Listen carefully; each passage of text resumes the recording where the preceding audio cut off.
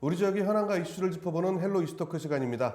신년을 맞아 준비한 헬로 이슈토크 신년대담. 이번 시간에는 강원특별자치도 시대를 맞아 강원형 교육 서비스로 주목받고 있는 강원특별자치도 교육감 모시고 강원 교육의 미래 비전에 관한 이야기 나눠보도록 하겠습니다. 원주 오픈 스튜디오에 신경호 강원특별자치도 교육감 나오 계십니다. 안녕하세요. 네, 안녕하십니까. 먼저 새해를 맞아서 저희 카메라 보시고 시청자 여러분들께 인사해 주시죠. 네, 존경하고 사랑하는 강원도민 여러분, 그리고 LG 헬로비전 애청자 여러분, 새해 복 많이 받으십시오. 이제 며칠 후면 민족 대명절 설날이 다가옵니다. 지난해 묵었던 모든 때는 벗어 던지시고 희망차게 새해를 맞이하시기 바랍니다. 우리 강원특별자치도 교육청도 우리 아이들을 갑진년 푸른 청룡의 해를 맞이해서 더 값진 아이들로 키우도록 노력하겠습니다. 감사합니다. 네. 예, 갑진년을 맞이해서 값진 아이로 만들겠다. 네. 라임이 좋으신데요. 네. 자, 이제 교육감으로서 지난 2023년 강원 교육을 돌아가 본다면 좀 어떤 해였다고 볼 수 있을까요? 네, 지금 제가 이제 취임한 지 1년 6개월 조금 넘었는데 네네. 취임 이후에 우리 학생들이 마음껏 꿈을 펼칠 수 있도록 그렇게 경쟁력 있는 강원 교육을 펼치기 위해서 많이 애써 왔습니다. 네. 특히 제가 그 현장에 답이 있다라는 그런 생각으로 작년에는 강원도 내 일반계 고등학교를 모두 학교 방문을 마쳤고요. 특히 그것도 낮에 다닌 것이 아니라 네. 밤에 야간 자기주도 학습할 때 아이들과 선생님을 만나서 응원을 했고요. 예. 수능 끝난 이후로는 강원도 내 347개 초등학교를 올해 다 도를 목표로 지금 시작했습니다. 이미 한 32개 초등학교를 방문을 벌써요? 했습니다. 이렇게 해서 결국 이제 다 현장에 답이 있다고 그래서 다니고 있는데 그 가족 학부모들 만나 보면 저한테 많이 응원해 주십니다. 당신 교육감 되시더니 강원 교육이 방향성을 제대로 가져가고 있다. 고맙다라는 말씀을 할 때마다 사실은 용기가 나고 힘이 납니다. 네, 그렇군요. 저희가 지난해에는 이제 저희가 교육 정책을 펼치면서 주요한 정책들이 현장에 지금 서서히 발돋움께 묻혀서 녹아내려가고 있다. 네. 이렇게 좀 말씀을 드리고 있고요.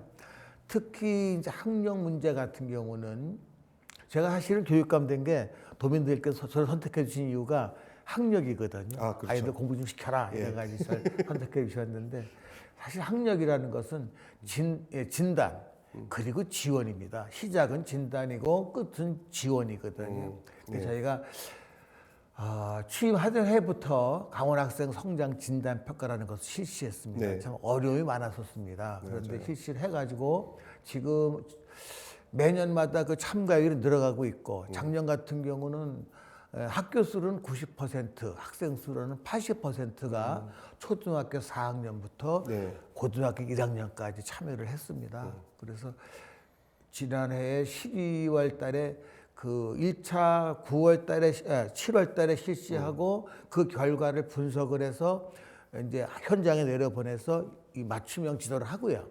그리고 12월 달에 얼만큼 진전했는지 그런 평가를 했거든요. 네, 평가한 결과 국어 같은 경우는 50% 이상 학생들을 구제했어요.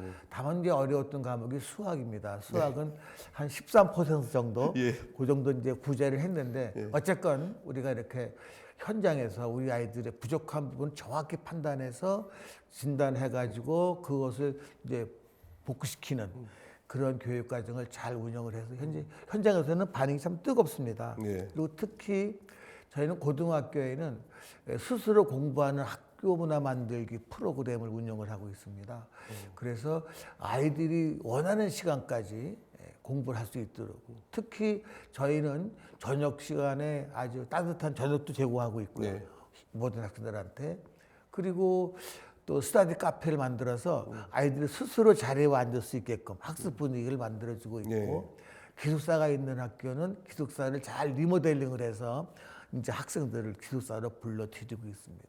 그런가 하면 뭐 주말이든 또 방학 중이든 아이들이 늘 학교 와서 공부할 수 있는 그런 분위기를 지금 만들어 가고 있습니다.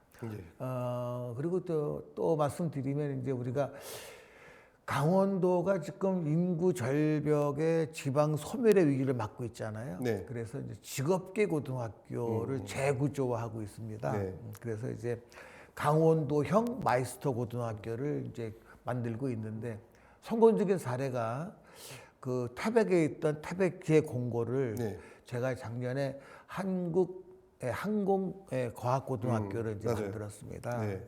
했더니 사실 23년도에 태백 기획공고를 할 때는 학생 모집률이 30% 웃돌았거든요. 네.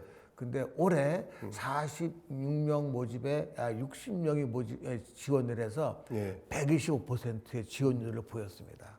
그리고 또 그 문제는 중요한 것은 그 60명 중에 많은 학생이 다 타시도 학생이라는 것. 네. 예, 그래서 우리가 학교 수를 한번 파악해 봤더니 전국의 30개 중학교에서 태백에 있는 한국 항공고등학교로 아이들이 원서를 냈습니다. 이렇게 해서 앞으로 강원도는 모든 그 직업계 고등학교를 이제 재구조화해서 미래 사회에 맞는 그런 학과를 개편을 해가지고 타시도에서 우리 강원도로 많이 올 수 있도록. 현재 강원도에는 타시도 학생들이 약 한 500명 정도 와 있거든요. 제가 임기 내에는 1000명까지 끌어모으려고 이렇게 하고 있습니다. 네, 그렇군요. 그리고 한 가지 더 말씀드리면 네. 작년에 그 104회 전국 체육대회가 있었거든요. 네. 그때 강원도 학생들이 우리 고등부 학생들이 고등부에서만 메달 순위 4위를 했어요. 오, 강원도가. 예, 그 사실 강원도 인구를 보나 또 여러 네, 가지 맞아요. 도세를 봤을 때 대단한 거죠. 네. 그런가 하면 어제 끝난 2024 동계 청소년 올림픽 거기에서도 우리 강원도 아이들이 금메달 하나, 은메달 둘, 동메달 하나 땄어요. 그래서 대한민국에 딴 메달의 3분의 1을 땄다는 이렇게 들었거든요. 이런 식으로 하여튼 저희는 이런 하나하나가 짧은 기간이었지만 많은 교육에 대한 성과라고 생각하고 있습니다. 예. 예. 자, 이제 올해 강원 교육에 대한 목표도 좀 세우셨을 텐데 네. 어떤 것들이 좀 있을까요? 예, 저희는 그랬습니다. 이제 강원도의 큰 방향은 이제 학교를 변화로 채우고 강원특별자치도를 교육으로 만족시키겠다. 이게 큰 틀입니다. 그래서 뭐 새로운 정책을 펼친다기보다는 제가 취임하고 나서 1년 반 동안 추진해왔던 이런 정책들 이것을 좀 더 굳건히 현장에 녹아내릴 수 있도록 추진해야 되겠다. 이런 생각을 가지고 있고요. 거기에 좀 더 중점을 더 둔다면 사실 이 부모들이 가장 부담스러워하는 게 돌봄이거든요. 네, 맞아요. 특히 맞벌이 부부들 특히 많이 심하죠. 그런 부담이. 그리고 이제 사교육비가 많이 들어가잖아요. 그래서 저는 중점을 돌봄과 사교육비 경감 이거를 이제 중점으로 해서 할 계획입니다. 네, 그렇군요. 아주 중요한 말씀해 주셨어요. 근데 자, 강원 교육에 직면한 문제 중에 하나가 좀 어려운 질문을 드리자면 사실 뭐 이거 전국적인 이야기지만 학령 인구 감소 문제거든요. 네. 어떻게 좀 구체적인 타겟책 이런 게 좀 있을까요? 네, 하여튼 뭐 아이 낳기 좋은 그런 사회를 만들어야 되잖아요. 네. 그래서 제가 한 예를 들으면 강원도 화천군 네. 지금 전국적으로 아이들 출산율이 0.78명인데 네. 화천군이 1.4명입니다. 아, 네. 그 어떻게 아이들을 많이 낳는가 들여다봤어요. 화천군에서는 지자체에서 요람에서부터 대학까지 모든 그 교육 과정을 서포트를 많이 해줍니다. 그러면서 그 캐치프레이즈가 마음은 화천에, 꿈은 세계로 이런 걸 가지고 화천에는 대학이 없잖아요. 네, 맞아요. 그러니까 이제 군수님이 그런 캐치프레이즈 가지고 아이들을 지도하고 있는데 그래서 저희도 사실은 그렇습니다. 이 인구 절벽에 대해서는 뭐 이게 뭐 우리 대한민국의 문제 아닙니까? 맞아요. 그래서 강원도에서는 할 수 있는 게 이제 몇 가지가 있는데 일단은 농촌 유학, 농어촌 유학을 통해서 타시도 아이들이 강원도에 와서 초등학교와 중학교 학생들이 와가지고 강원도형 이제 강원도에서 이제 좀 공부하면서 그 아이들이 강원도에서 공부를 마치고 강원도에 정주할 수 있는 그런 걸 좀 추진하고 있고요. 성공적이었습니다. 첫 해에 작년에는 33명이 왔었는데요. 올해 현재 150명, 네, 맞아요. 150명이 지금 지원을 하고 있고요. 작년에 왔던 33명 중에도 30명이 연장 신청을 했습니다. 아, 3명, 그럼 3명 빼고 다 예, 예, 계속 예, 그대로. 아, 예. 그래서 굉장히 좀 고무적이고요. 그렇지만 그것만 가지고 안 되잖아요. 네, 맞아요. 그래서 이제 직업계고등학교가 이제 이 아이들을 이제 우리가 타시도에서만 데려올 것이 아니라 네. 동남아권 이런 외국에서도 우수 학생들을 좀 데려다가 우리가 직업교육을 시키고 취업을 시켜서 나중에는 한국에 정착하는 그런 것도 지금 목표로 하고 있습니다. 예. 단순히 우리 강원 지역뿐만이 아니고 우리나라를 네, 더 네, 이제 네, 네. 융성하게 시킬 수 있는 그런 정책들 중에 하나가 네. 되겠네요. 자, 근데 또 하나 어려운 과제가 바로 네. 이 예산이잖아요. 네, 네, 세수 네. 감소 피할 수 없는 문제인데 이 부분 고민 많이 되실 것 같아요. 예, 지금 사실 우리 그 본 예산 총액이 3조 9,709억인가 그렇거든요. 네. 좀 줄었어요. 전년도보다. 예. 뭐 모두가 다 어려운 상황이잖아요. 그렇죠. 강원특별자치도 자체도 역시 또 줄었거든요. 네. 예, 어렵지만 우리가 이제 그 힘을 보태야죠. 뭐. 그 대신 그 예산에 보통 이제 80%는 경상비예요. 다 나가고 이제 20% 정도 가지고 우리가 교육 활동을 하는데 그것을 이제 우리 아이들의 교육과정 운영에 네. 쉽게 말하면 아이들 공부시키는데 네. 아주 저렇게 써가지고 도민의 세금을 잘 쓰도록 하겠습니다. 네, 그렇군요. 자, 이제 조금 올해가 이제 지난해 강원특별자치도가 되면서 이제 그 특례가 올해부터 적용이 되잖아요. 네, 네, 네. 예, 많은 변화가 좀 기대가 되는데 교육감 체감하시기엔 좀 어떠세요? 예, 저희가 이제 사실은 2차 그 특례 예. 할 때 네, 세 가지밖에 안 됐어요. 맞아요. 예, 그 세 가지밖에 교육 안 관련된 거 너무 없었어요. 예.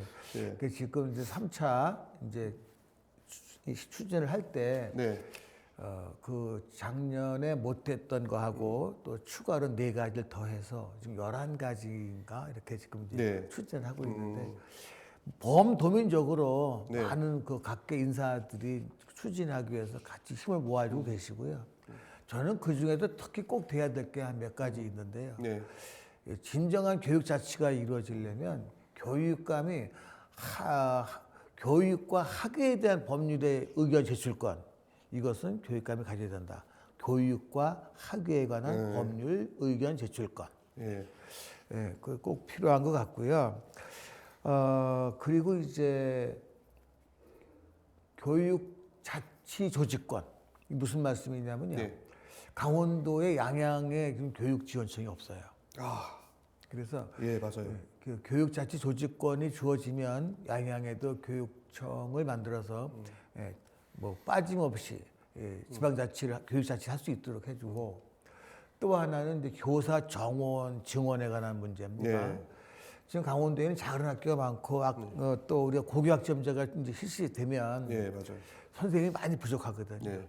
근데 이 교사 정원 증원에 관한 특례가 통과되면 그러면 교사 정원을 10% 정도 늘릴 수가 있어요. 예. 그래서 그 세 가지만큼은 다 중요하지만 네. 뭐 첫술에 배볼 수 없다고 지금 제주도 같은 경우는 이제 8차까지 했어요. 그렇죠. 예. 그래서 저희가 3차에는 꼭 그 정도는 되지 않겠나 생각합니다. 얼마 전에 그 김진태 네. 지사께서 이 자리에 앉으셔가지고 아, 예, 3차에는 교육 관련된 특례에 중점을 두고 추진하고 있다 네, 이런 네. 말씀하셨는데 네. 적어도 이 세 가지는 기본적으로 좀 도에서도 좀 많이 좀 힘을 썼으면 하는 예, 네, 바람을 좀 또 가져보도록 우리 하겠습니다. 도지사님께서 예. 또 주력하시는 게 국제학교입니다. 맞아요. 네. 그 얘기 그것 제가 같이 힘을 못하겠습니다. 네. 예. 자 이제 강원형 초등 돌봄 서비스 아까도 사실 돌봄 학교 네. 이게 필요하다 이렇게 네. 말씀하셨는데 네. 이 늘봄 학교가 상당히 주목을 받고 있거든요. 네.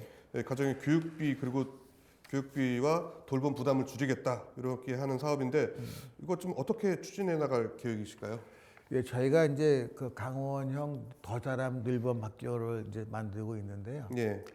사실은 저희가 좀 앞서간 부분이 있습니다. 지금 정부에서는 늘봄 교육을 강조하고 있거든요. 네. 저희는 이제 그동안 사실 돌봄으로 했었는데 정부에서는 그 돌봄이라는 용어를 늘봄으로 바꿨습니다. 늘봄이 뭐냐 하면요. 돌봄과 방과후를 합친 겁니다. 예. 그 사업인데 이제 그거를 사실은 현장에 선생님들한테 업무를 드릴 수가 없거든요. 네, 맞아요. 그래서 이제 정부에서 지금 아직 뭐 구체적인 대안은 나오지 않았습니다만 예. 조만간 내려올 겁니다. 내려오는데 정부에서 큰 틀의 방향은 선생님들한테 부담을 드리지 않고 오후 2시부터 8시까지 그 시간을 이 늘봄 학교에서 책임지는 걸로 그렇게 준비를 하고 있습니다. 그래서 이제 예.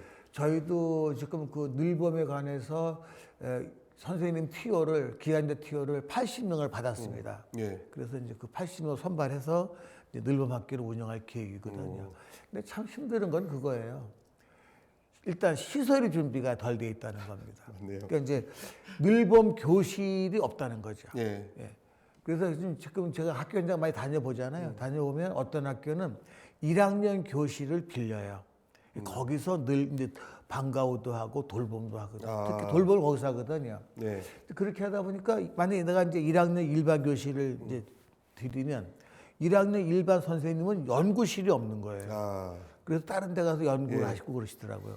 하여튼 그래서 그런 문제도 있고 그런데 이게 이제 차차 잘 준비가 되면 이 늘봄 학교가 잘 운영되면 부모들도 아이들 돌봄에 대한 큰 부담도 줄이고 예. 잘 되리라 생각합니다. 맞아요. 그게 진짜 많이들 고민들을 하고 계시더라고요. 네, 그 부분에 대해서. 네. 그래서 아이 낳고도 이제 복직을 못 하시는 분들도 많고 네, 그런데 맞습니다. 많이 좀 안타까웠습니다. 네, 네. 이게 잘 됐으면 좋겠습니다. 그리고 이제 아마 이게 끝질문이 될 것 같은데 시간 관계상 스스로 공부하는 학교 문화 만들기 프로젝트. 네. 이게 좀 아까도 살짝 말씀하셨는데 네, 네, 구체적으로 좀 말씀해 주세요. 예, 이제 우리가 강원도 같은 경우는 뭐 스터디 카페 같은 경우도 사설 스터디 카페도 대도시를 빼는 건 없잖아요. 예. 아이들이 더 공부를 하고 싶어도 장소가 없는 거죠. 네, 맞아요. 그리고 또 공부라는 것은 그래요. 아무리 수업 시간에 뭐 세계적인 석학 박사가 와서 수업을 해도 본인이 안 받아들이면 내게 안 되잖아요. 네, 맞아요. 그래서 학생들이 자기 주도적으로 공부할 수 있는 그런 장소를 제공하기 위해서. 근데 또 그것도 선생님이 이끌어 줘야 됩니다. 아이들은. 그렇게 해서 고등학교에서 이제 그 저희가 스스로 공부한 학교 문화 만들기에 그 프로젝트를 운영을 하고 있는데요. 아까도 말씀드렸지만 아이들이 하여튼 밥 한 끼라도 따뜻하게 먹고 저희가 가서 저녁 식사도 다 줍니다. 예. 저녁 먹여주고 있고 선생님 또 그 이제 야간 자기주도 학습할 때 저 스스로 하는 게 아니라 어떤 학교 가보면요. 과목 선생님이 옆에서 대기하고 있다가 예. 즉시 그 궁금한 의문점을 해결해 주시는 학교도 있어요. 아. 학교가 많이 변하고 있습니다. 선생님들의 부담은 또 그만큼 커지는 것 같은데. 아, 근데 스스로 하시는 거죠. 선생님께서도? 그럼요. 그 보람이죠, 보람. 네. 그거는 사실 좀, 그 교사의 일이라는 그런 거 아니겠습니까?